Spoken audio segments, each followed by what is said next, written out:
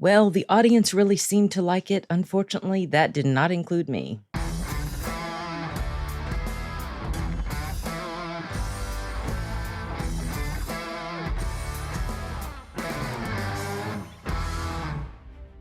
Yes, I know. My voice is a mess.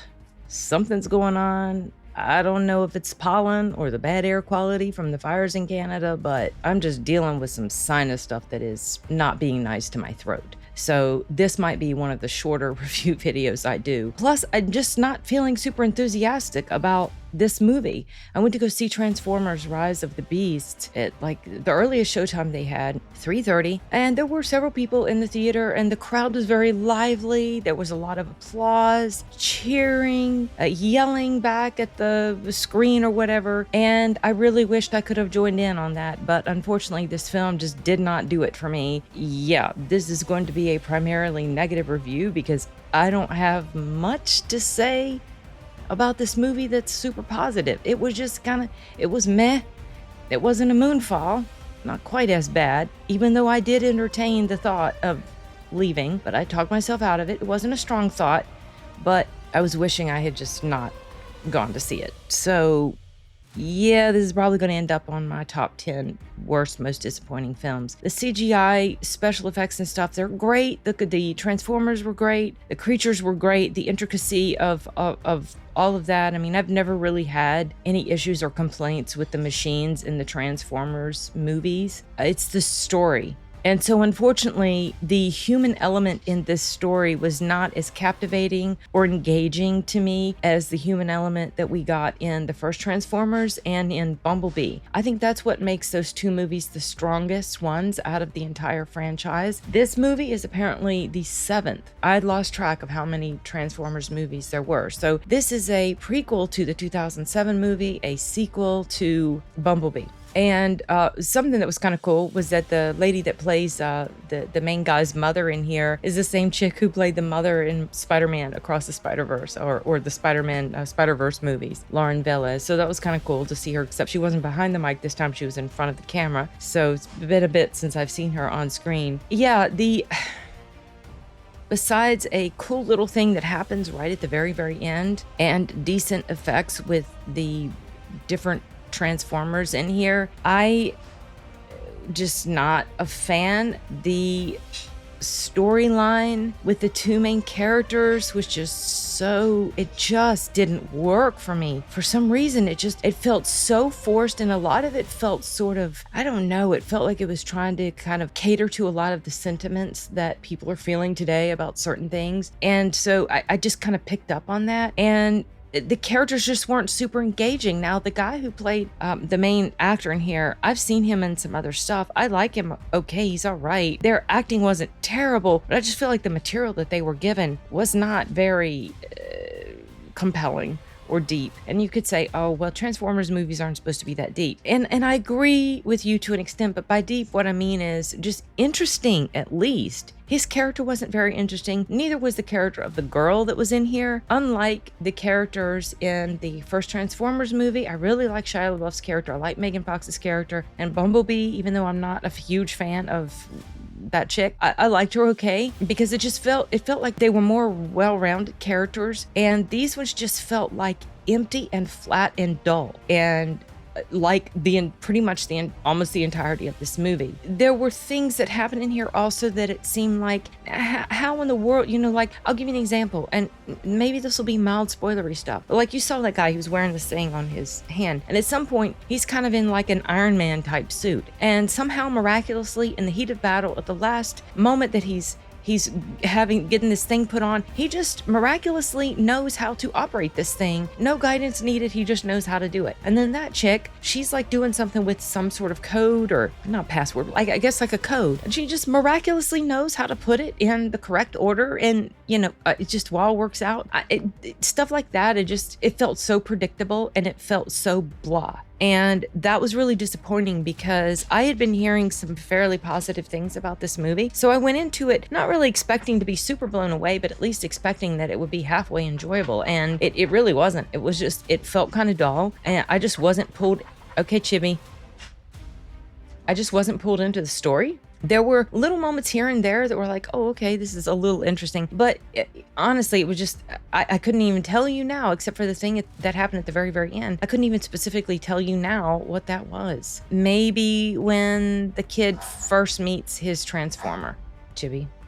Which I think the one that he hooked up with in here was called Mirage, and Bumblebee was fun. Maybe that scene where he's first meeting Mirage, but honestly,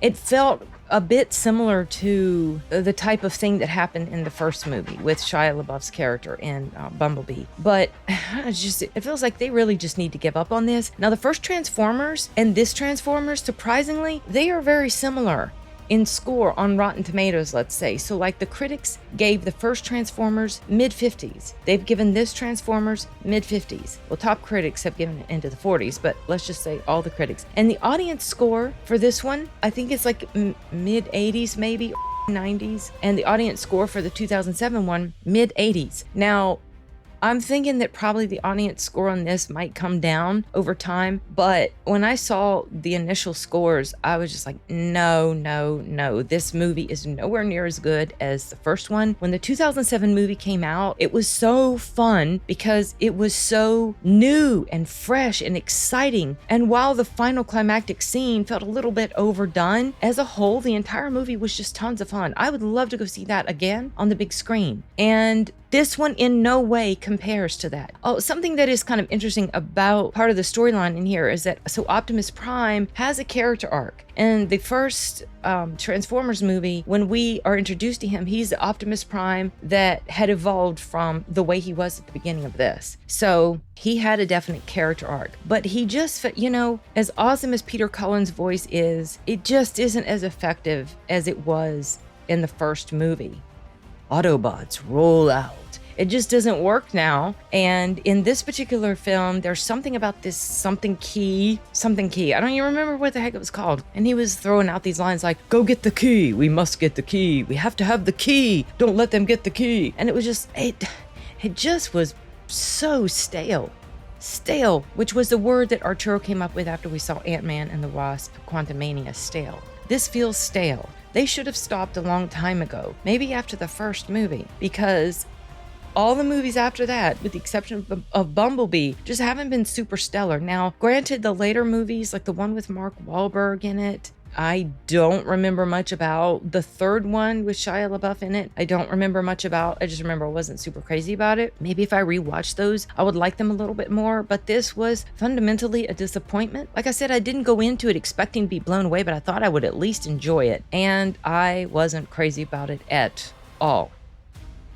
So, yeah. Oh, there's like something mid-credits also, if you want to stick around through the credits, which I did because I knew there was something mid-credits. But yeah, overall, this film was a disappointment. I was not happy with it. I regret that I went to go see it on the big screen. Given the reaction that the audience had, the one that was in there in the same showtime as me, maybe most fans will enjoy it, generally speaking. Some fans will be like, I just want to see big robots fight. And if that's all you want, you're probably going to really enjoy this because that is going on quite frequently. But while I enjoy the big robot fights, I enjoy when the human characters are interacting with the Transformers, and I like when more of the human character stories are told, which is why I like the first Transformers so much. And Bumblebee, though Bumblebee is second behind the first Transformers. I don't think anything's going to beat the first Transformers, and this one certainly will not. Now, the thing that they show at the end, I don't know, sets up the possibility of something happening.